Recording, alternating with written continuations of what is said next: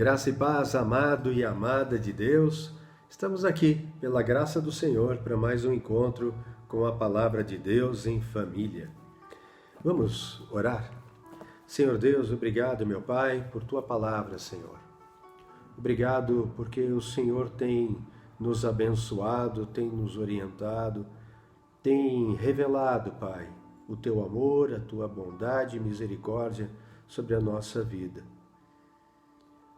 Paizinho, nós sabemos que o Senhor tem os seus eleitos, os seus escolhidos, os seus predestinados, como diz a sua palavra, Pai. Não importa o que nós pensamos, o que o mundo diga, isso está escrito na tua palavra, que é uma palavra de verdade, porque o Senhor não é homem para mentir. Mas a palavra diz, Pai, que aquele que o Senhor predestinou, o Senhor chamou. E aqueles que o Senhor chamou, o Senhor também justificou, Pai. Justificou através da tua obra redentora, por tua demonstração de amor. Pai amado, e aqueles a quem o Senhor justificou, o Senhor já glorificou. Ou seja, Pai, o Senhor já nos enxerga no Teu reino, porque o Senhor não vive preso a um sistema cronológico como o nosso. O Senhor está numa outra dimensão, Pai. Uma dimensão em que não existe passado, presente e futuro, né? O Senhor enxerga do início ao fim a humanidade que o Senhor criou, Pai. O Senhor é maravilhoso demais, Senhor, para que nós possamos tentar compreender um pouco, Pai. E o que nós conhecemos de Ti é aquilo que o Senhor permitiu que nós conhecêssemos através da Tua palavra, das Tuas sagradas Escrituras. Então, use-as, ó Deus, para falar ao nosso coração e para nos conduzir neste caminho de santificação, Pai, até o dia em que o Senhor virá buscar aqueles que dormiram em Cristo Jesus e aqueles que estiverem vivos na tua volta. Uns ressuscitarão, encontrarão com o Senhor, os outros serão arrebatados e transformados, todos seremos, estaremos com o Senhor para sempre, Pai. Nós cremos nas tuas promessas, porque todas as promessas feitas no Antigo Testamento da vinda de Jesus Cristo para nossa redenção se cumpriu. Para provar que aquilo que o Senhor prometeu e que ainda não se cumpriu, se cumprirá em nós. E é isso que nos alegra, Pai, nos fortalece. Porque nós sabemos que as aflições do tempo presente não podem ser comparadas com a glória que há de ser revelada aos seus filhos, Pai, a nós, aos cristãos, aos que amamos o Senhor e a Tua palavra. Em nome de Jesus, nós Te agradecemos, repreendemos toda distração neste momento, Pai, que nós possamos ouvir o Teu Espírito falar ao nosso coração, em nome de Jesus. Amém. Meus amados, hoje eu quero compartilhar um tema com vocês que tem a ver um pouco com ser alguém aprovado por Deus, né? Acho que o primeiro texto que me vem à mente é Mateus 6,33, que diz, né, que nós devemos buscar em primeiro lugar o reino de Deus e a sua justiça, e todas as demais coisas nos serão acrescentadas.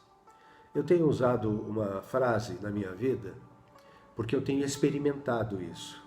Enquanto eu busco os interesses do meu Pai, o meu Pai cuida de mim. Ou seja, é uma paráfrase desse versículo. Eu, quando comecei a usar essa frase, eu não tinha feito essa associação, mas ela se encaixa perfeitamente.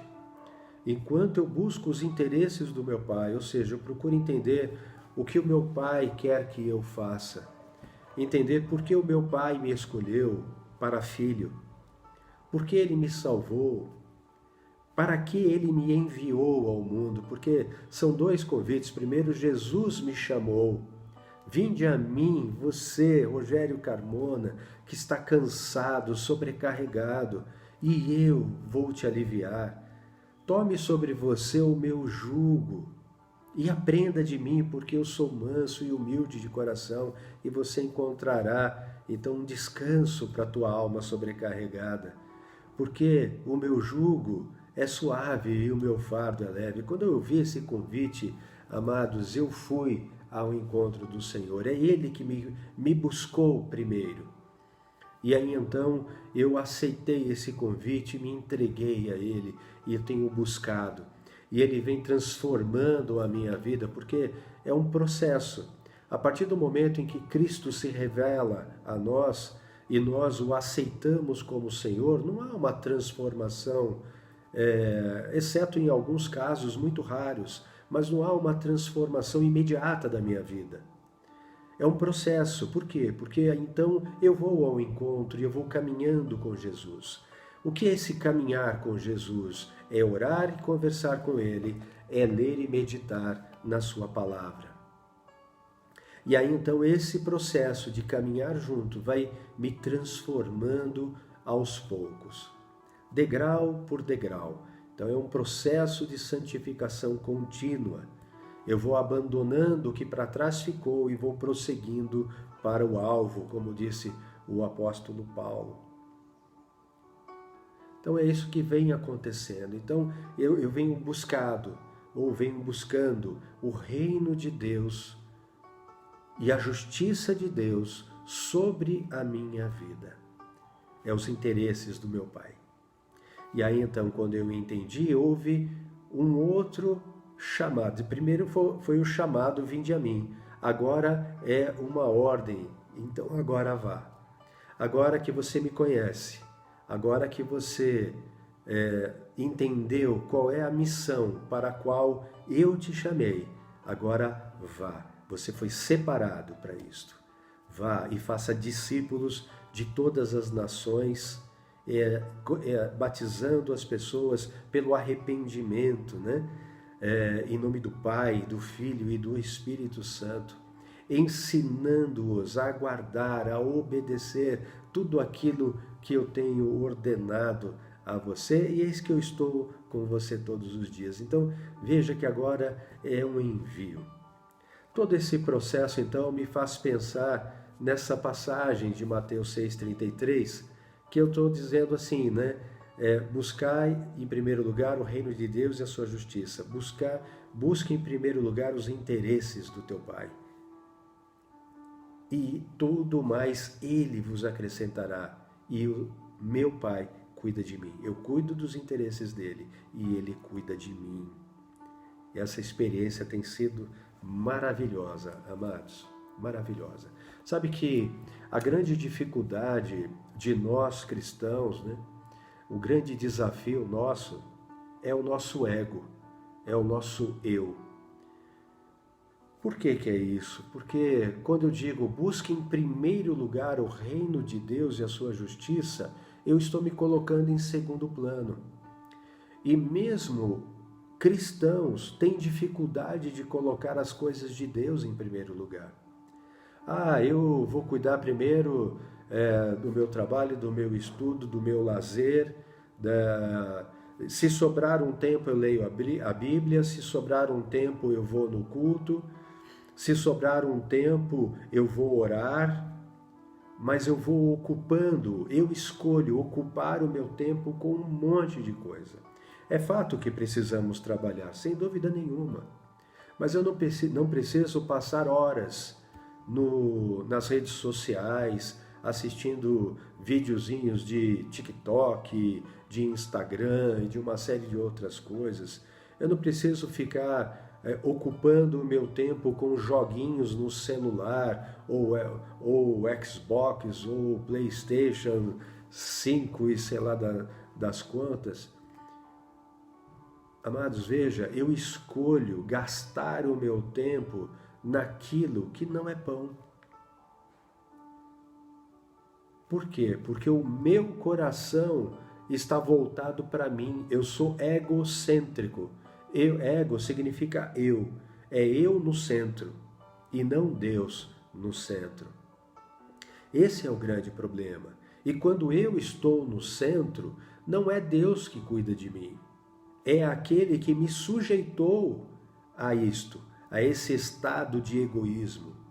É o príncipe deste mundo, que ocupa o meu tempo, que me faz ser egoísta e que, por algum tempo, até me dá as coisas que eu desejo.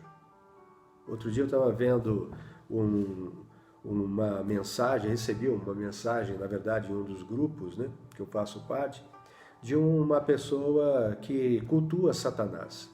E disse, eu não sigo Jesus. Jesus não me dá uma Ferrari, ou não me dá uma BMW, uma coisa assim. E ele estava mostrando, exibindo a BMW dele, que disse ele, foi Satanás quem lhe deu. Então, amados, infelizmente, nós estamos vivendo neste mundo assim.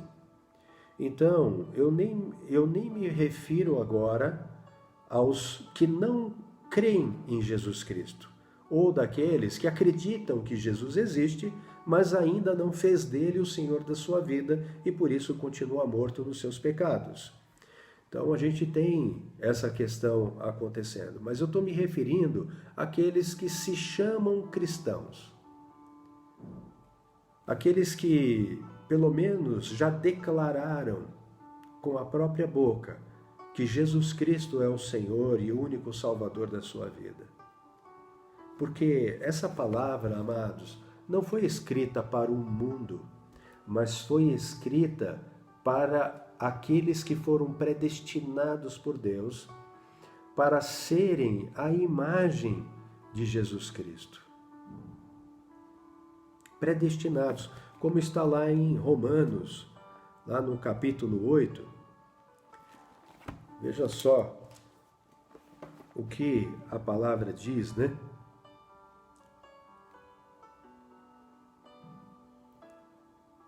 Olha só, a partir do verso 28, sabemos que todas as coisas cooperam para o bem daqueles que amam a Deus, daqueles que são chamados segundo o seu propósito. Pois aqueles que Deus de antemão conheceu, ele também predestinou para serem conformes à imagem de seu Filho. Veja que Deus nos predestinou, pelo menos predestinou alguns, para serem conforme. Essa palavra conforme, lá no grego original, ele dá uma clareza de que é não tomar a forma do mundo, né? Ou seja, tomar a forma de Jesus Cristo. É como se nós entrássemos numa forma. Deus nos predestinou para sermos conforme a imagem de seu Filho, Jesus Cristo. E olha com que finalidade, a fim de que ele seja o primogênito entre muitos irmãos, e aos que predestinou, a esses também chamou, e aos que chamou, a esses também justificou, e aos que justificou, a esses também glorificou. Amados, o que é justificar? É fazer justiça. Jesus perdoou os nossos pecados pela justiça dele. Ele não pecou, foi o único que não pecou. Foi tentado em todas as coisas, mas sem pecado. Ele venceu o mundo, venceu o pecado e venceu a morte.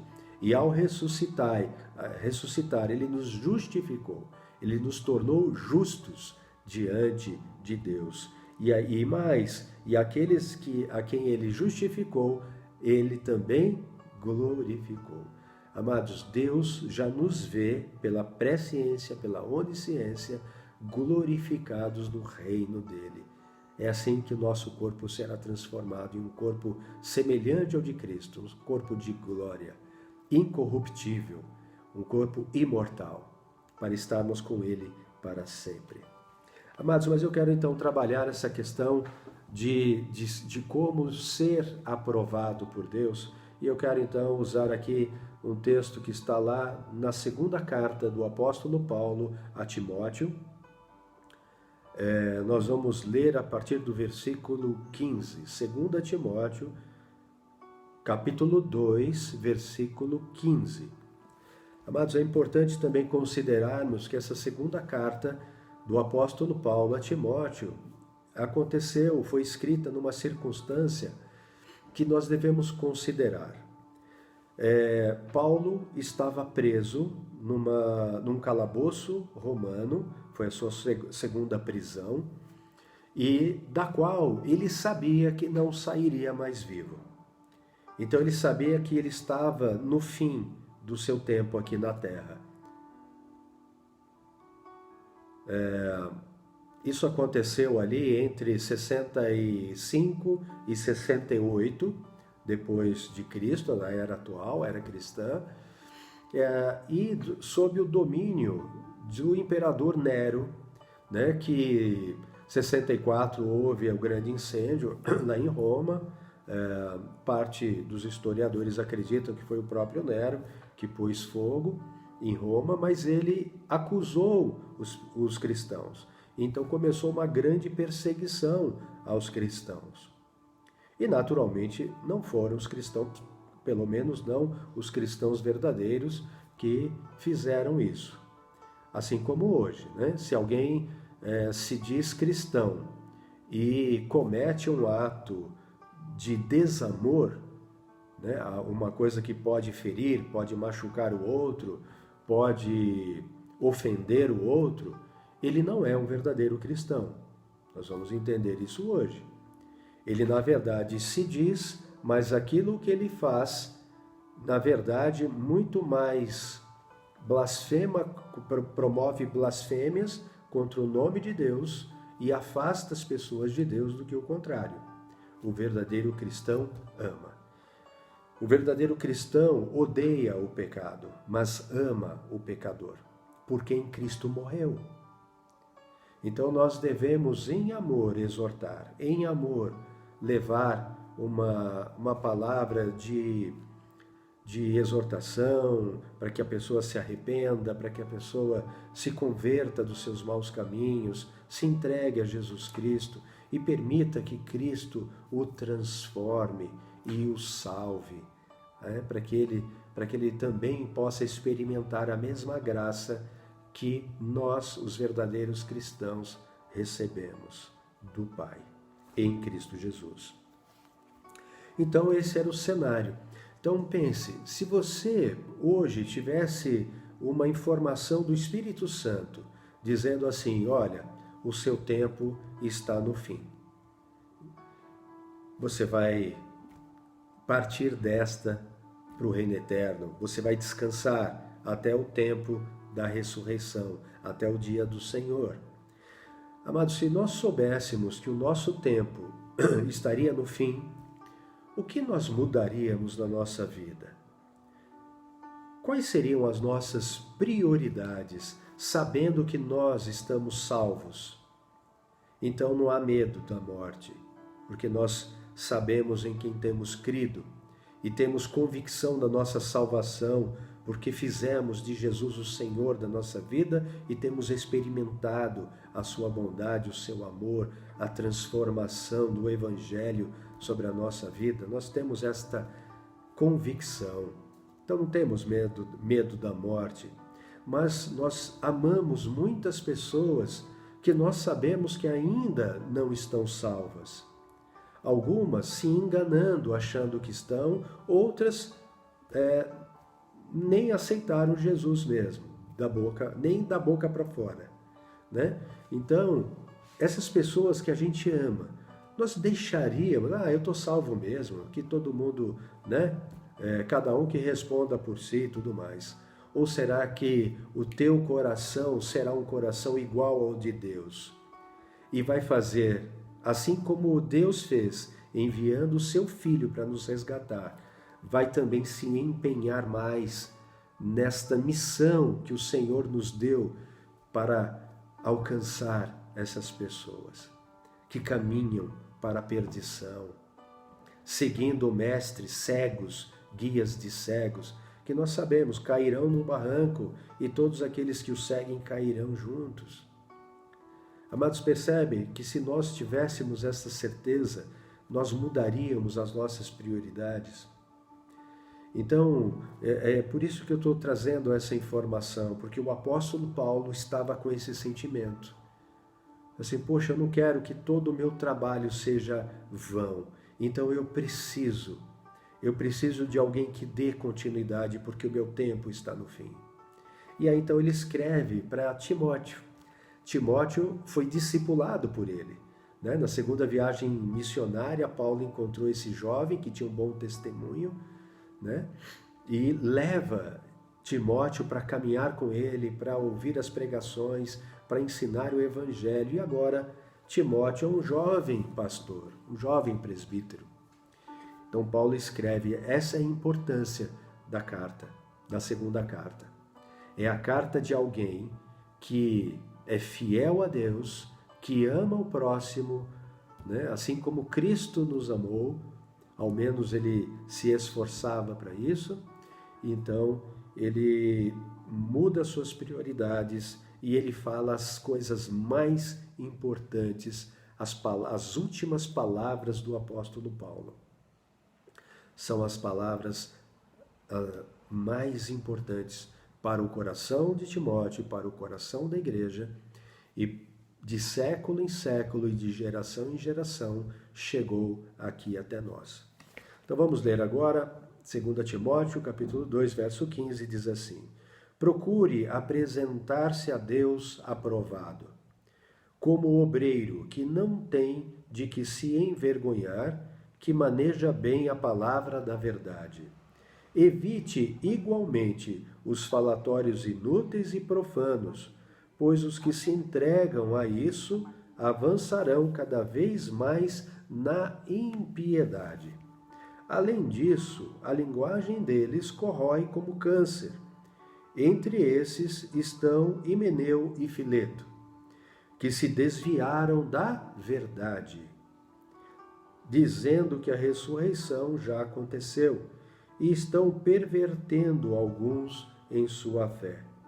Entretanto, o firme fundamento de Deus permanece, tendo este selo: o Senhor conhece os que lhe pertencem. O Senhor conhece os que lhe pertencem.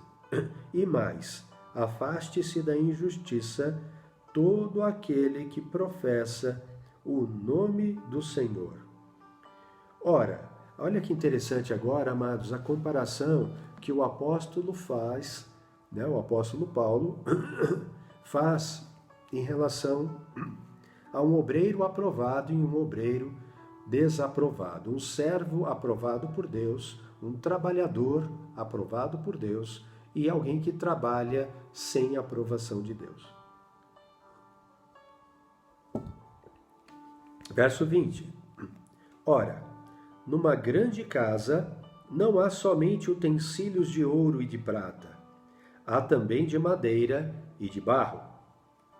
Alguns para a honra, outros, porém, para a desonra.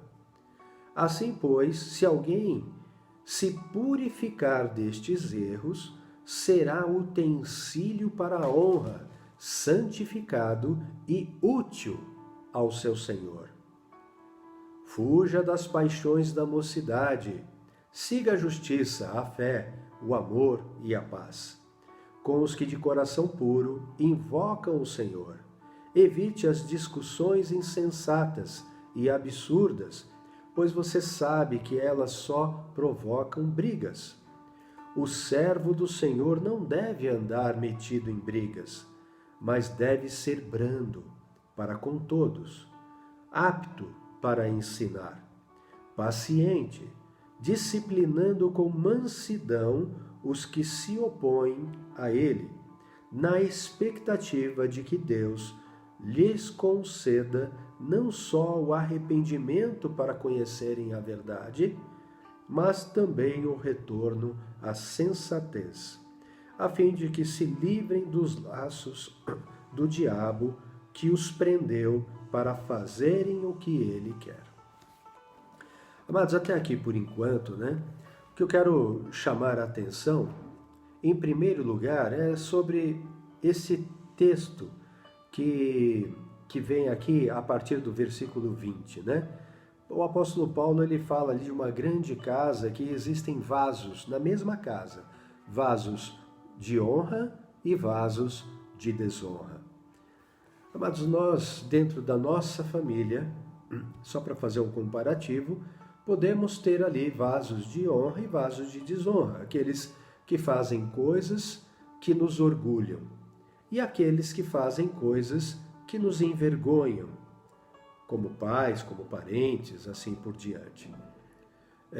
Mas aqui o apóstolo Paulo, ele não está se referindo apenas a uma família, mas a uma grande casa. Paulo está se referindo à igreja. Então veja que na igreja de Deus, a igreja de Jesus Cristo, essa é a verdadeira igreja. Entenda que essa palavra igreja, eclesia, ela era usada naquela época para ajuntamento, para uma assembleia. Então não era só uma assembleia de cristãos, podia ser qualquer assembleia, até uma reunião ali, uma reunião de, de líderes romanos, e tudo mais, era chamado de eclesia. Aqui, assim como hoje nós vamos ver várias igrejas, nem todas elas são de Deus, embora se intitulem de Deus.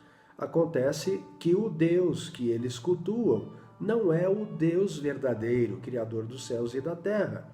Na verdade, eles estão se enganando e servindo ao Deus deste mundo. Embora tenham uma boa intenção, eles estão, por ignorância, servindo a Satanás, servindo ao diabo. Por quê?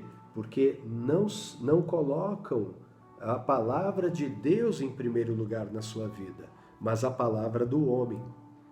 Então preferem seguir doutrinas humanas e autoridade humana do que a autoridade de Deus. Então Paulo estava falando sobre essas coisas. Agora, a gente pode entender também que não é só uma questão de doutrina, é uma questão também de olhar a vida transformada. Então, se eu me intitulo cristão e estou na igreja de Jesus Cristo, que segue a palavra de Deus, mas ajo, falo, tomo decisões como qualquer pessoa do mundo que não teme a Deus, eu sou um vaso dentro da casa de Deus para a desonra. Então vamos entender aqui o que é esse vaso de desonra, e a gente vai entender isso um pouquinho já no capítulo 3. Então vamos para o capítulo 3 e vai dizer assim: mas você precisa saber disto, nos últimos dias sobrevirão tempos difíceis. Paulo está falando de tempos que começaram já lá no primeiro século e que vêm piorando de geração em geração. Tempos difíceis, pois os seres humanos serão egoístas. Primeira coisa que o Paulo fala, os seres humanos serão o centro de suas vidas, eu em primeiro lugar.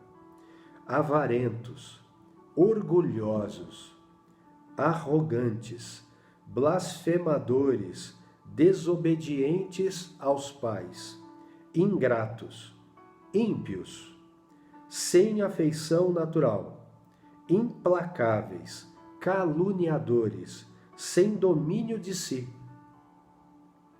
sem domínio próprio, cruéis, inimigos do bem, traidores, atrevidos, convencidos, se acham, Aqueles que se acham o máximo, que é o mesmo que arrogante, Mas o convencido acho que é um termo até mais forte.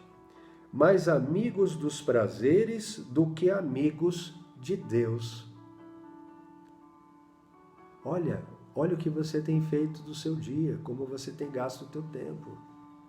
Você é mais amigo dos seus prazeres ou é amigo de Deus? Tendo forma de piedade, mas negando o poder dela. Amados, essa palavra piedade, lá no grego original, é a eusébia. Eusébeia. Essa palavra Eusébeia significa ser temente a Deus, é se sujeitar a Deus, é ter devoção a Deus. Então, o que Paulo está dizendo aqui, traduzindo isso melhor, para melhor entendimento, essa palavra piedade, Paulo está dizendo assim: tendo forma de quem é devoto a Deus, mas negando o poder de Deus sobre a tua vida. Ou seja, você fala como alguém que teme a Deus, que serve a Deus, mas não obedece à palavra de Deus. É isso que Paulo estava dizendo. Então, fala manso, né? Fala de amor, fala de uma série de coisas, mas no coração e nas atitudes não segue, não obedece ao Senhor. Fique longe também destes. Essa foi a orientação do apóstolo Paulo. A gente também pode entender como um vaso de desonra o que está escrito lá na primeira carta de Paulo aos Coríntios, ali no capítulo 6, a partir do versículo 9. Diz assim: ou vocês não sabem que os injustos não herdarão o reino de Deus? Não se enganem, nem imorais, nem idólatras, nem adúlteros, nem afeminados, nem homossexuais, nem ladrões, nem avarentos, nem bêbados, nem maldizentes, sabe, que fala mal dos outros, fala, né, fofoqueiro, etc. Nem roubadores herdarão o reino de Deus. E a gente ainda pode ir para a carta de Paulo aos Gálatas, no capítulo 5, a partir do versículo 19, ele fala sobre as obras da carne. Ele vai dizer assim, que são conhecidas, são a imoralidade sexual, a impureza, a libertinagem, idolatria, feitiçarias, inimizades, rixas, ciúmes, iras, discórdias, divisões, facções, invejas, bebedeiras, orgias e coisas semelhantes a estas. Então, são coisas semelhantes. Aqui, Paulo não encerra todos os pecados, mas é para que a gente tivesse uma ideia. E, amados, de verdade, Deus colocou, imprimiu a sua lei no nosso coração. Então, nós somos capazes de discernir o que é certo e o que é errado, o que é pecado e o que não é pecado. O pecado, para nós que somos filhos de Deus pela fé em Jesus Cristo, tem que ser um acidente na nossa vida. E não algo que nós mesmos nos justifiquemos. Ah, não, eu sou assim mesmo, Deus sabe disso e tudo bem. E continuo andando no pecado, sem qualquer esforço, sem qualquer temor a Deus e tudo mais. Não, o amor ao Senhor, a fé em Cristo, pela graça que Ele derramou, quantos pecados Ele perdoou. Amados, eu fico imaginando, cada um dos meus pecados era uma martelada naqueles cravos, nas mãos e nos pés de Jesus Cristo. Ele morreu, Ele sofreu a minha condenação. E é por reconhecer este tão grande amor de Deus, que não me custou nada, mas custou um preço altíssimo para Ele, vai me fazer me quebrantar, me arrepender e me converter dos maus caminhos e buscá-lo de todo o meu coração. Amém, amados? Então, aqui dá para a gente ter uma ideia do que é ser este vaso de desonra. E veja que, para quem é assim, porque pode ser, amados, que de todos esses pecados que eu li, pode ser que em algum deles você ainda escorregue, eu ainda escorregue, né? Tantas coisas que existem no mundo, a corrupção, a sonegação, a mentira, tem uma série de coisas, né? Então, se vocês se reconheceram em algum deles e se viram presos nesse laço do diabo, como nós lemos aqui, né, no versículo 26, laços do diabo para nós fazermos aquilo que ele quer que a gente faça, Preciso, não, Senhor, Pai, eu não quero permanecer neste laço. E aí a gente vai para o versículo 21. Assim, pois, se alguém se purificar destes erros, será utensílio para a honra, santificado, que significa separado, e útil ao seu Senhor, estando preparado para toda boa obra. Amados, enquanto nós estamos aqui no mundo, vivos, nós temos a oportunidade diária, porque a palavra de Deus e as suas muitas misericórdias se renovam a cada manhã. Enquanto nós estivermos no dia que se chama hoje, há tempo de arrependimento e de conversão e de separação, de livramento, desses laços do diabo, nos purificando desses erros e nos tornando então um utensílio, vaso, utensílio útil ao nosso Senhor. Essa palavra, vaso, algumas traduções vai chamar de utensílio, lá no verso 20, numa grande casa não há somente utensílios de ouro, algumas versões vasos de ouro e de prata. Essa palavra utensílios, ela é skeuos, ela pode ser utensílio doméstico, pode ser uma vasilha, pode ser vaso. Então a gente está usando aqui como vaso, simplesmente aproveitando algumas ilustrações da própria Bíblia. Por exemplo, essa palavra foi usada por Jesus a Ananias, quando ele mandou que Ananias fosse à casa de Simão, na rua direita, e que lá estaria um homem chamado Saulo, da cidade de Tarso, orando. Ele estava cego. Paulo tinha acabado de ter um encontro, havia 3 dias, um encontro com Jesus Cristo, no caminho a Damasco, quando ele ia prender os cristãos. E aí então ele diz, vá, porque Paulo é para mim um vaso escolhido. Ele usou a mesma palavra, skeuos, Então, por isso que eu estou traduzindo aqui nesse texto também como um vaso. Um vaso que se esvazia de todo o mal que acumulou ao longo da vida, todas as tradições, todo o engano, toda a idolatria, toda a mentira, toda a fantasia, tudo aquilo que é contrário à palavra de Deus. Eu preciso primeiro me esvaziar e depois ser lavado por água pela palavra. A palavra de Deus se intitula, Aquele que beber da água que eu der, Jesus disse àquela mulher, na samaritana, do seu interior jorrará fonte de água viva, para a vida eterna, uma fonte, a palavra de Deus, Então, lavar-se pela palavra. A gente se purifica por essa palavra.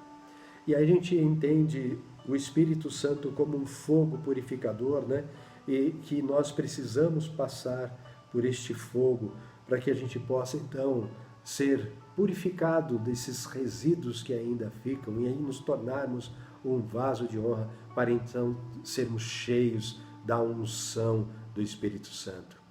Ali, Atos, capítulo 1, verso 8, Mas vocês receberão poder ao descer sobre vós o Espírito Santo, e vocês serão, então, as minhas testemunhas aqui na terra.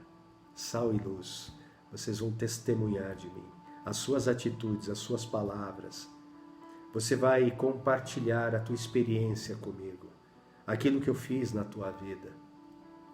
Tanto em Jerusalém, na Judéia, Samaria, até os confins da terra, ou seja, dentro da tua casa, na tua família, na tua rua, na tua cidade, até onde eu te enviar, no teu trabalho, no clube, na igreja, onde você estiver, que você seja um vaso de honra na minha presença. Um utensílio de honra santificado e útil. Amados, para a gente finalizar, não ficar tão longo o nosso devocional de hoje, eu quero, ainda no capítulo 3 da segunda carta do apóstolo Paulo a Timóteo, ali nos versículos 16 e 17, Paulo vai falar algo que é definitivo em relação a quem é e o que é a Bíblia Sagrada. E ele vai dizer no verso 16: toda a Escritura é inspirada por Deus e útil para o ensino, para a repreensão, para a correção, para a educação na justiça, a fim de que o servo de Deus, o vaso de Deus, seja perfeito e perfeitamente habilitado para toda boa obra. Amados, esta é a palavra de Deus.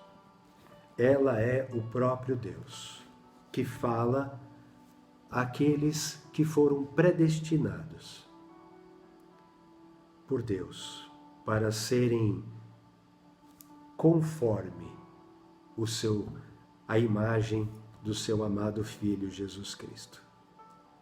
E quando a gente fala a imagem de Jesus Cristo, nós não podemos nos esquecer que quando os discípulos perguntaram para Jesus, né? Pai, mostra-nos o Pai, e isto nos basta. Foi Filipe, né, que disse isso. E Jesus respondeu: Filipe, há tanto tempo eu estou caminhando com vocês e vocês ainda não me conhecem? Quem vê a mim, vê o Pai. Amados, Jesus e o Pai são um. Eu sou o caminho, a verdade e a vida. Eu sou o Verbo de Deus. Eu sou a palavra de Deus que encarnou, que se tornou humano e que caminhou com vocês. Eu sou. Jesus estava dizendo. E aí a gente tem ali o escritor da carta aos Hebreus, que alguns julgam ter sido o apóstolo Paulo, mas há ainda dúvidas entre os teólogos, né? E não tem importância, o mais importante é a palavra que no final é inspirada por Deus. E ela diz assim, no versículo 3, Hebreus capítulo 1, verso 3, o Filho que é o resplendor da glória de Deus e a expressão exata do seu ser, sustentando todas as coisas pela sua palavra poderosa. Depois de ter feito a purificação dos pecados, assentou-se à direita da majestade. Amados, Ele que criou o universo, isso está no verso 2. Esta é a palavra de Deus. Que o Espírito Santo revele-a no teu coração e que você então possa se entregar verdadeiramente a Ele. Coloque Deus em primeiro lugar na tua vida. Cuide dos interesses do teu Pai. Quais são os interesses do teu Pai? Não é só o teu serviço, mas é o teu coração. Deus está interessado no teu coração. E quando Ele conquistar o teu coração, Ele te enviará para alcançar outros corações. Cuide desse interesse em primeiro lugar. E todas as demais coisas Ele fará. Deus abençoe vocês, em nome de Jesus. Uma ótima semana e nos vemos no nosso próximo devocional, se o Senhor permitir. Amém.